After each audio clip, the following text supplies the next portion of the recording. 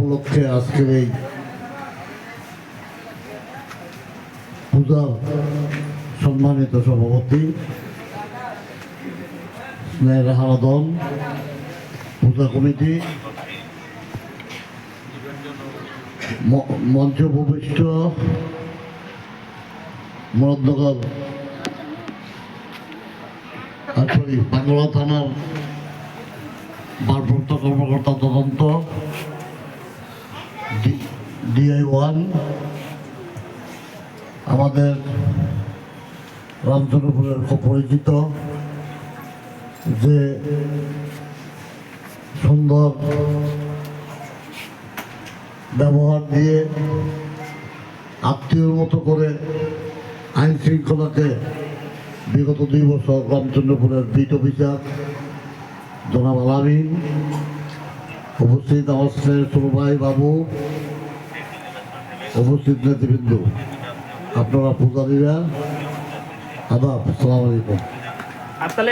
এটা আসলে আমার বাড়ি। আমাদের এই সমাজে 3টে পূজা হয়, একটা সামনে, একটা পিছনে একটা। আমি সবসময় আশা করি রামচন্দ্রপুর, বিশেষ করে উত্তর রামচন্দ্রপুর, বিগত ফজল চেয়ারম্যান সাহেব যখন চেয়ারম্যান ছিলেন তখন থেকে, তার পূর্ব থেকেও হিন্দু মুসলমানের একটা সম্প্রীতি, আমরা একটা ভাই ভাই ঠাই ঠাই হিসাবে এখানে বাস করেছি অনেক বছর। ভবিষ্যতেও আমরা হিন্দু মুসলমান ভাই ভাই হিসাবে, পাড়া প্রতিবেশী হিসাবে এখানে আবার সকল সম্প্রীতি বজায় রেখে এখানে সুন্দরভাবে বসবাস করবো, এই আশাবাদ ব্যক্ত করি। কিন্তু একটা আমি সবসময় বলি, একটা অরাজনৈতিক সরকার অধিষ্ঠিত, একটা নির্বাচিত সরকার প্রতিষ্ঠিত হওয়ার পর আমি যদি বেঁচে থাকি, আমি সবাইকে উদ্দেশ্য করে বলি, আমি যদি বেঁচে থাকি রামচন্দ্রপুর মাদক চলবে না।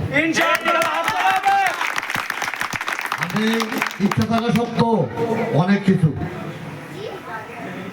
করতে পারি না। এখন একটা নির্বাচিত সরকার হইলে অবশ্যই মনে রাখতে হবে মাদকের ব্যবসা, মাদকের সাথে জড়িত, মাদক যারা গ্রহণ করে তাদেরকে অনুরোধ করবো এই পথ থেকে সরে আসার জন্য। গত বছর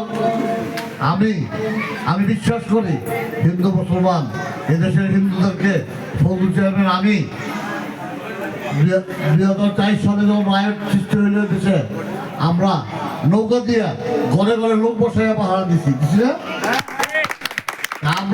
আমি বিশ্বাস করি আমরা উপস্থিত থাকলেই এখানে কোনো সন্ত্রাসী, কোনো বিশৃঙ্খলাকারী, কোনো বিশৃঙ্খল সৃষ্টি করবো এই কথা আমি বিশ্বাস করি না।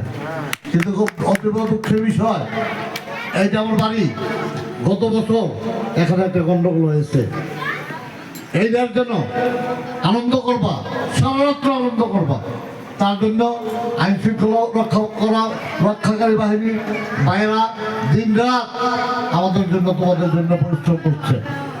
রাত্র দেখো ওসি তদন্ত এখানে বসে আছে, আলামিন সাহেব তোমাদের লোক, উনি থাকবে, আছে, সবসময় আছে। আমাদের উনিও চলে আসছে কাছাকাছি। এখানে যদি কোনো গন্ডগোল হয়, আমাদের পাড়াতে যদি কোনো গন্ডগোল হয়, এটা আমার সবচেয়ে বেশি বদনাম হয়। কাছাকাছি সবার কাছে আমার বিনয়ের সাথে অনুরোধ, সবাই আনন্দ করব, সবাই বুদ্ধি করব, কিন্তু আমরা যেন কেউ সীমানা না পারি, উশৃঙ্খল পর্যায়ে যাতে না যায়। তা আমি আমার বক্তব্য দীর্ঘায়িত করবো না। আমি এখানে বক্তৃতা দেওয়ার কিছু নাই, বক্তৃতা দিয়ে ঘরের লোকের কাছে আমি কি বক্তৃতা দিব? এখানে এই সমাজের সকল লোক, এরা, আমি এই সমাজের অনেকের মুরব্বী, যারা আমার সাথে চলতো, হারাদুল ছাড়া, লোকল ছাড়া আর কেউ বেঁচে নাই, না আছে?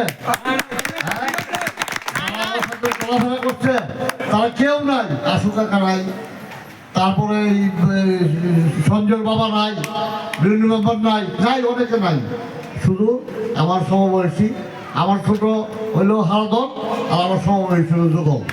তো কাদের কাছে আমি বিদ্রোহের সাথে অনুরোধ করবো উশৃঙ্খলতা পরিহার করা, মাদক থেকে দূরে থাকা এবং আনন্দ করব আমরা সীমানা যাতে অতিক্রম না করি। আমরা প্রশাসনের কাছে যে আমরা শর্মিন্দা না হই, আমরা খারাপ লোক হিসাবে যাতে আমরা চিহ্নিত না হই।